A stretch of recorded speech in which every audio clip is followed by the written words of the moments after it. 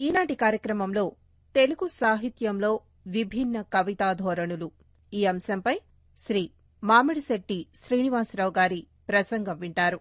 తెలుగు సాహిత్యాన్ని ప్రాచీన సాహిత్యం, ఆధునిక సాహిత్యంగా విభజించి చూడాలి.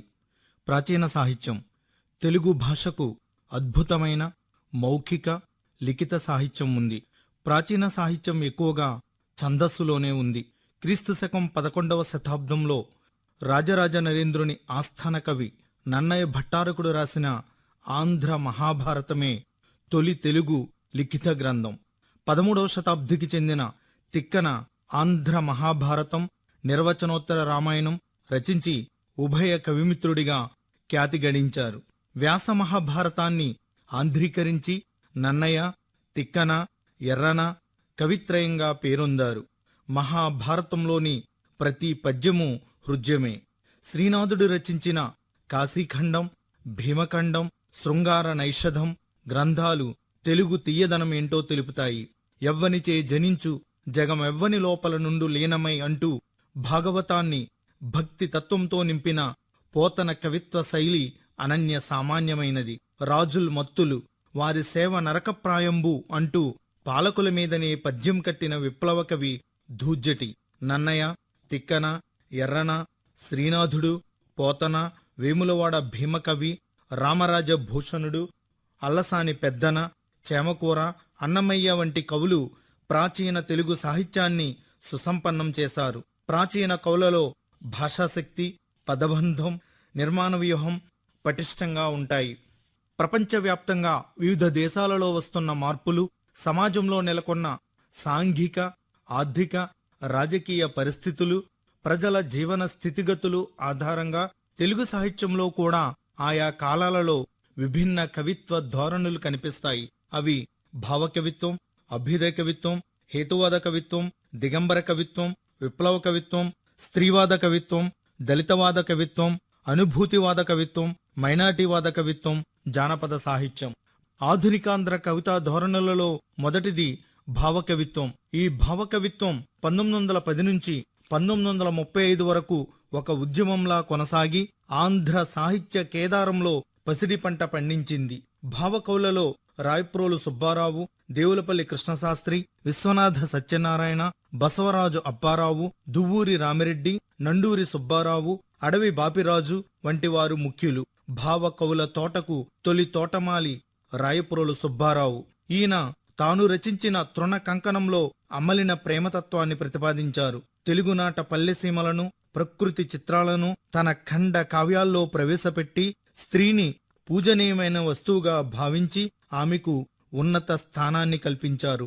భావకవిత ప్రధాన లక్షణం ప్రకృతిని ఆరాధించడం, ఉపాసించడం, దాన్ని మానవ జీవనానికి అన్వయించుకుని అనుభవించడం.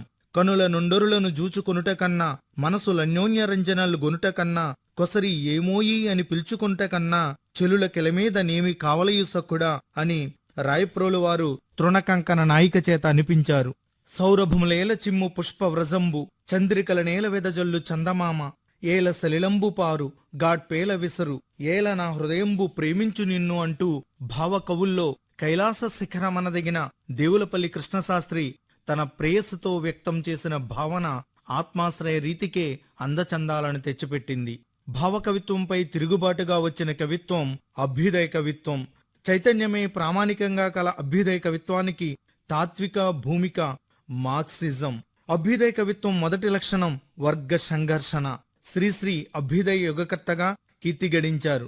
1934లో వెలువడిన శ్రీశ్రీ మహాప్రస్థాన గేయంతో అభ్యుదయ కవిత్వం మొదలైందని చెప్పవచ్చు.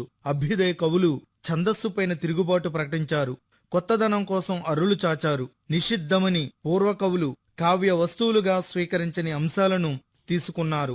ఆధునికాంధ్ర సాహిత్యంలో అభ్యుదయ కవిత్వం స్వర్ణయుగం. అభ్యుదయ కవిత్వం 1935 నుంచి 1955 వరకు 2 దశాబ్దాల పాటు తెలుగు సాహిత్యాన్ని సుసంపన్నం చేసింది. అభ్యుదయ కవులలో శిష్టా ఉమామహేష, శ్రీశ్రీ, నారాయణబాబు, ముద్దుకృష్ణ, పాలగుమ్మి పద్మరాజు, పట్టాభి, దాశరథి, కాళోజీ, కుందుత్తి, విద్వాన్ విశ్వం, సోమసుందర్, అజంతా, బైరాగి వంటి వారు ముఖ్యులు. ఏ దేశ చరిత్ర చూచినా ఏమున్నది గర్వకారణం, నరజాతి చరిత్ర సమస్తం పరపీడన పరాయణత్వం అన్న శ్రీశ్రీ వాక్కులు తర్వాతి అభ్యుదయ కవులకు మార్గదర్శనం అయ్యాయి. అనాదిగా సాగుతుంది అనంత సంగ్రామం, అనాథుడికి ఆగర్భ శ్రీమంతుడికి మధ్య అని దాశరథి అగ్నిధారలో ప్రకటించాడు. యూరప్లో బయలుదేరిన శాస్త్ర విజ్ఞానం మత విశ్వాసాలను త్రోసివేసి అంకురార్పణ చేసిన హేతువాద చింతన కేవలం యూరప్కు మాత్రమే పరిమితం కాకుండా విశ్వవ్యాప్తం కావటం ప్రారంభమైంది. Copernicus, Bruno, Galileo, Charles Darwin వంటి శాస్త్రవేత్తల అకుంఠితమైన దీక్ష, కృషి నేపథ్యంగా ఆలంబన చేసుకుని వర్తమాన కాలంలో హేతువాద ఉద్యమం తీవ్ర రూపం దాల్చింది. ఆంధ్రదేశంలో హేతువాద భావ సంపద వేమనతో ప్రారంభమై త్రిపురనేని రామస్వామితో సుసంపన్నమైంది. ఆంధ్రదేశంలో కులం, మతం, ఆచారం, సంప్రదాయం పేరుతో కరడుగట్టుకుపోయిన దురాచారాలను, మూఢ విశ్వాసాలను నిలదీసి, నిగ్గదీసి, ప్రశ్నించి, చీల్చి చెండాడి హేతువాద భావ వ్యాప్తికి వ్యామన చేసిన కృషి నిరుపమానమైనది. రాలు బొమ్మలకేల రంగైన వలువలు అంటూ విగ్రహారాధనను నిరసించి, పిండములను చేసి పితరులను తలపోసి కాకులకు పెట్టు గాడిదెల్లారా పితృదేవతలకు చేసే పిండ ప్రదానాలను ఎద్దేవా చేశారు.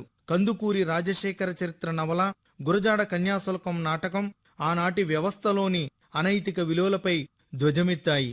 హేతువాద యుగకర్త త్రిపురనేని రామస్వామి రచించిన కురుక్షేత్ర సంగ్రామం, కుప్పుస్వామి శతకం, శంభుక వధ, ఖూని అనే రచనల ద్వారా భావదాస్యానికి ప్రతీకలైన పురాణాలను చీల్చి చెండాడి హేతువాదులకు అడుగుజాడలుగా, గురుజాడలుగా నిలిచాయి.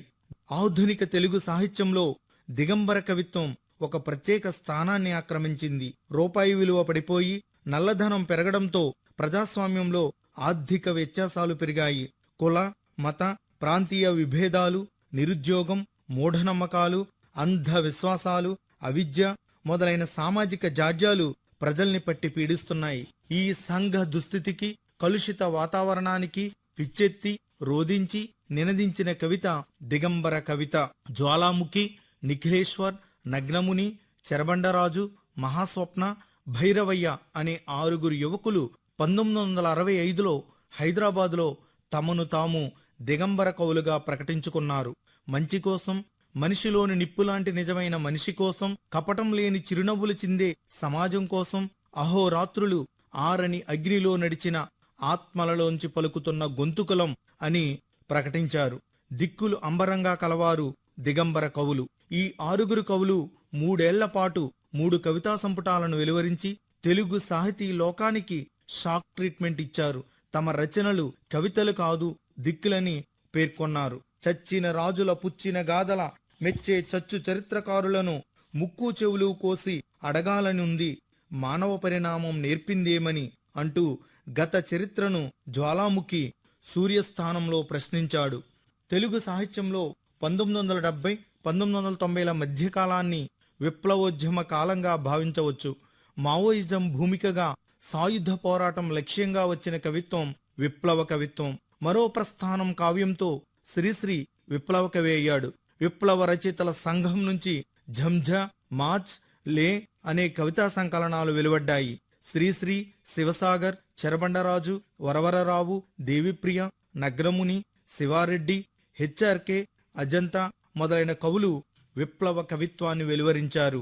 గుండె మండి రాసిన గీతం మళ్లీ గుండెను మండిస్తుంది, మండే పొయ్యిలో నుంచి తీసిన కట్టే మంచుగడ్డలా ఎందుకుంటుంది అని విప్లవ కవిత్వంలోని వేడిని కవిత్వీకరించాడు హెచ్ఆర్కే. నాది శ్రమైక జీవన సౌందర్య గీతం, మతానికి దోపిడీ, పదానికి పల్లవిని కాను నేను, బొట్టు బొట్టుగా నా నెత్తుటిని ఈ నేల విముక్తి కోసం విత్తనంగా చల్లుతాను, బందీనైనా బానిసను కాను, నన్ను కదిపినా ఖండించినా మళ్లీ మళ్లీ అలలా పుట్టుకొస్తూనే ఉంటాను అంటూ ధిక్కార స్వరాన్ని ప్రకటిస్తాడు చెరబండరాజు. పురుషాధిక్యత నశించాలని, లైంగిక వివక్ష ఉండకూడదని, స్త్రీకి అన్ని రంగాల్లో సమానమైన స్వేచ్ఛ ఉండాలని కోరుతూ వచ్చిన కవిత్వమే స్త్రీవాద కవిత్వం.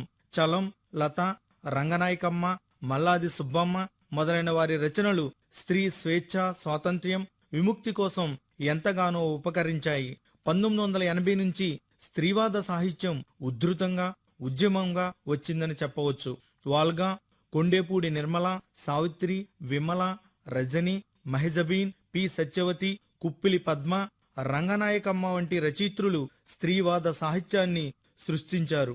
పిల్లల్ని కనే సమయంలో స్త్రీ అనుభవించే హింసను కొండేపూడి నిర్మల తన లేబర్ రూమ్ కవితలో తీవ్ర పదజాలంతో వ్యక్తీకరించారు.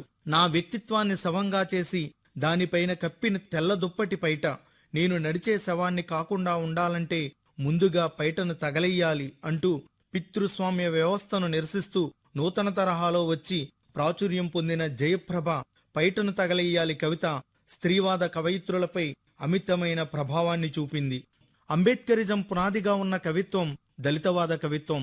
ఆధునిక సమాజంలో దళితుల సాంఘిక, సాంస్కృతిక, సాహిత్య ఉద్యమాలన్నీ డాక్టర్ బిఆర్ అంబేద్కర్ సిద్ధాంతాల ఆలంబనగానే వచ్చాయి. 1969 నుంచి దళిత సాహిత్యం అనే పదం విస్తృతంగా వ్యవహారంలోకి వచ్చింది.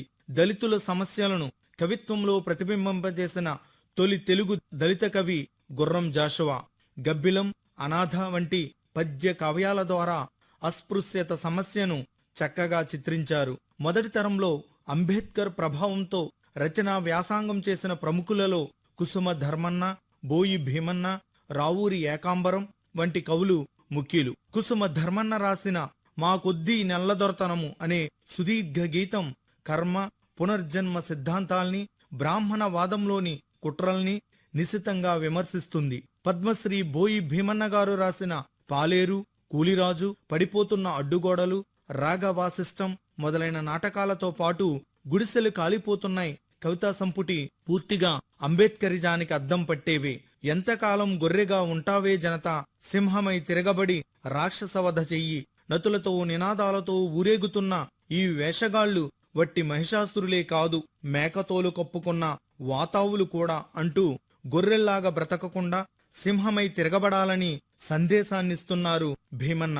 జాషువా గబ్బిలం కావ్యంలో కసరి బుసగొట్టునాతని గాలిసోక, 4 పడగల హైందవ నాగరాజు అంటూ వర్ణాశ్రమ ధర్మాన్ని నిరసించారు. ఎండ్లూరి సుధాకర్, చిలుకూరి దేవపుత్ర, శిఖామణి, బొజ్జా తారకం, సవేరా, పిల్లి శాంసన్ వంటి కవులు ఆధునిక దళితవాద కవిత్వాన్ని సమర్థవంతంగా వినిపిస్తున్నారు.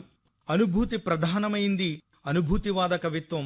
నువ్వు చెప్పేది ఏదైనా నీ అనుభవం నుంచి పలకాలి అని చెప్పే ప్రాథమిక సూత్రం ఉన్న కవితా ధోరణి అనుభూతివాద కవిత్వం. దేవరకొండ బాలగంగాధర తిలక్ మొదటి అనుభూతివాద కవి.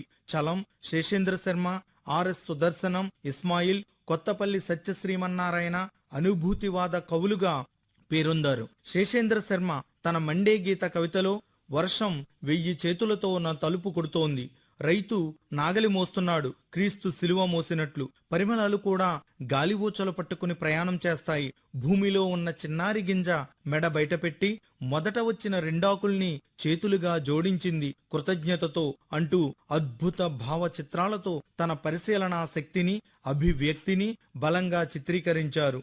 సంఘంలో నివసిస్తున్న వారి కంటే భిన్నంగా ఉండి మతం, భాష, జాతుల్లో ఇతరుల కంటే భిన్నంగా పరిగణించే ప్రజా సమూహాన్ని మైనారిటీ అంటారు. తెలుగు సాహిత్యంలో పుట్టుమచ్చ కవితతో ముస్లింవాద కవిత్వం మొదలైందని చెప్పవచ్చు.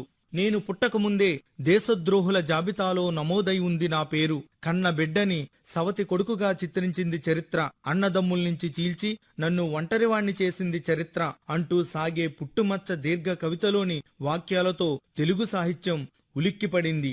గుజరాత్ మారణహోమాన్ని, స్త్రీలపై జరిగిన అత్యాచారాల్ని ప్రశ్నిస్తూ షాజహానా తన ఖాళీ దునియా అనే కవితలో ఇలా అంటుంది: బుర్ఖాలను చీల్చేసి శరీరాలతో సహా తగలబెడుతున్నప్పుడు ఈ దునియా మొత్తం నల్లగా ఎండిన రక్తం ముద్దలా, ఇప్పుడు బుర్ఖా వేసినా వేయకున్నా ప్రపంచమంటే కాషాయశిల.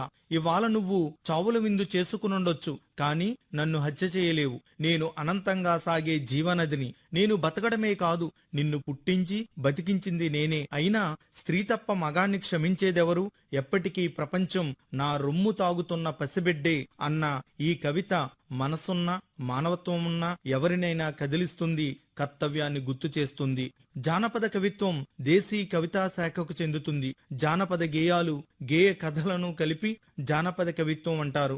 జానపదుల ప్రస్తావన మహాభారతంలోని అరణ్యపర్వంలో కనిపిస్తుంది. జానపద గేయాలను మొదటగా ప్రచురించిన వారు జెఏ బోయల్.